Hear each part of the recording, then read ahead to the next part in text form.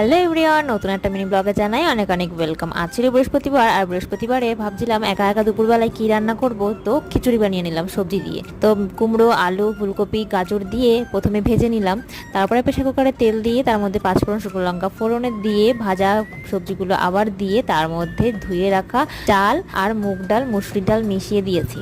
তারপরে নুন হলুদ পরিমাণ মতো দিয়ে ভালোভাবে নেড়ে চেড়ে একটু ভাজা ভাজা হয়ে গেলে জল দিয়ে ব্যাস, এবার সিটিটা দেওয়ার জন্য অপেক্ষা।